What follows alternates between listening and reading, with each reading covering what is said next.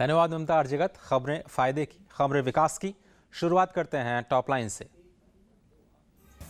1 अप्रैल से BS3 मानकों वाले गाड़ियों का नहीं होगा रजिस्ट्रेशन। सुप्रीम कोर्ट ने ऑटो मैन्युफैक्चरिंग कंपनियों से BS3 गाड़ियों की स्थिति का ब्यौरा मांगा। शुक्रवार तक कोर्ट को दी जाएगी स्टेटस रिपोर्ट। सियाम ने कहा 1 अप्रैल 2017 से नए मानकों को पूरा करने के लिए ऑटो इंडस्ट्री है तैयार।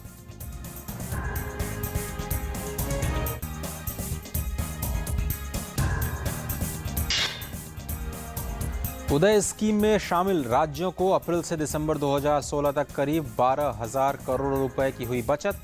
ऊर्जा मंत्री पीयूष गोयल ने राज्यसभा में दिया बयान। उदय स्कीम के बाद राज्यों की ऊर्जा वितरण कंपनियां कर्ज के बोझ से होंगी बाहर। अभी तक 22 राज्य और केंद्र शासित प्रदेश योजना का है हिस्सा।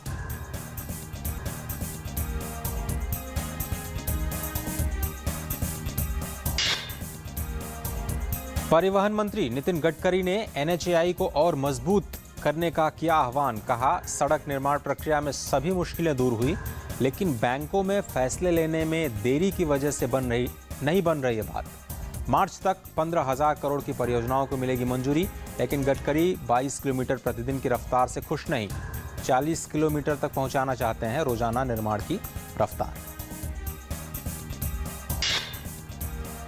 5 एसोसिएट बैंकों के बाद अब महिला बैंक के SBI में मर्जर को सरकार की मंजूरी मिली।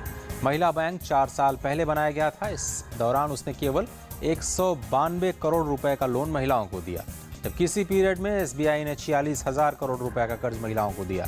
सरकार ने कहा मर्जर से सरकारी स्कीम महिलाओं तक आसानी से पहुंचेगी। स्टेट बैंक की पहुंच और लो कॉस्ट फंड का फायदा महिलाओं को मिलेगा। और अमेरिका जाने वाली उड़ानों में केबिन बैगेज में लैपटॉप और टैबलेट्स पर लग सकता है प्रतिबंध। अमेरिका की होमलैंड सिक्योरिटीज ने करीब 1 दर्जन उड़ानों पर आतंकवादी खतरे को भांपते हुए सरकार के सामने रखा है प्रस्ताव। मोबाइल फोन, मेडिकल डिवाइसेस पर पाबंदी का प्रस्ताव नहीं। और टेलीकॉम सेक्टर में रिलायंस जियो के आने के बाद कंपनियों के बीच ग्राहकों को लुभाने की होड़ चल रही है। बहुत सारे फैसले लिए जा रहे हैं। कल ही एक बहुत बड़ा मर्जर का ऐलान किया गया। वोडाफोन और आइडिया सेलुलर ने विलय का ऐलान किया। क्या कुछ बदलाव होगा टेलीकॉम सेक्टर में? देखते हैं रिपोर्ट।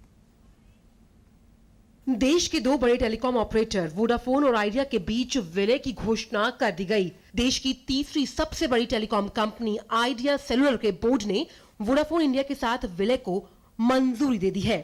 दोनों के मिलने से जो नई कंपनी बनेगी उससे ग्राहकों की संख्या करीबन 39 करोड़ तक होगी। इस मर्जर के बाद वोडाफोन के पास 45% की हिस्सेदारी रहेगी, जबकि बाकी का 54.9% आइडिया के पास रहेगा।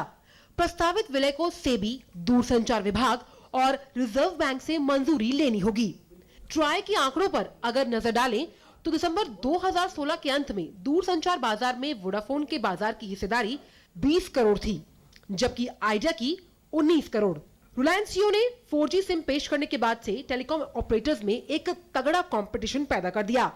भारतीय एयरटेल ने भी इस साल की शुरुआत में ऐलान किया था कि वे नॉर्वे की कंपनी टेलीनॉर को 6 भारतीय राज्यों में खरीदने का करार कर रही है।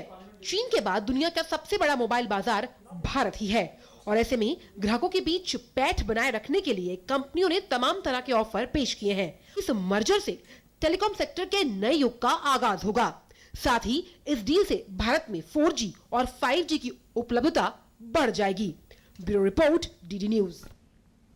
और अब बाजारों की बात शुरुआत करते हैं अमेरिकी बाजारों से। देखते हैं कि कैसा रुख रहा कारोबार में। अमेरिकी बाजार के काफ़ी फ्लैट रहे। डाउ जोन्स केवल 9 अंक नीचे, S&P 500 5 अंक नीचे, नैस्डैक बिल्कुल फ्लैट 5,900 के स्तर पर कल बंद हुआ। अगर यूरोपीय बाज़ारों की बात करें तो जो लंदन का बाज़ार FTSE 100 जिसे हम कहते हैं वो भी बिल्कुल फ्लैट रहा। डैक्स में 42 अंकों की बढ़त देखी गई। CSE 40 17 अंकों की बढ़त के साथ कल बंद होता दिखाई दिया। भारतीय बाजार में गिरावट कल देखी गई। और सेंसेक्स और निफ्टी की बात करें तो 130 अंक नीचे S&P BSE सेंसेक्स, और निफ्टी का 50 इंडेक्स 33 अंक नीचे 9,216 का स्तर कल के कारोबार में दिखाई दिया। थोड़ी सी मुनाफा वसूली। और फिलहाल एशियाई बाजारों में कारोबार की शुरुआत हो चुकी है। और अगर अभी निगाह डालें तो जापान में गिरावट, कॉस्पी और हैंगसेंग में थोड़ी सी बढ़त देखने को मिल रही है। तो फिलहाल और जगत के आज के इस अंक में सिर्फ इतना ही, लेकिन जीएसटी से जुड़ा कोई भी सवाल है तो आप #इकोनॉमी टुडे का इस्तेमाल करके आज के हमारे 9:30 बजे के कार्यक्रम में शामिल हो सकते हैं। वापस चलते हैं निखिल और ममता के पास।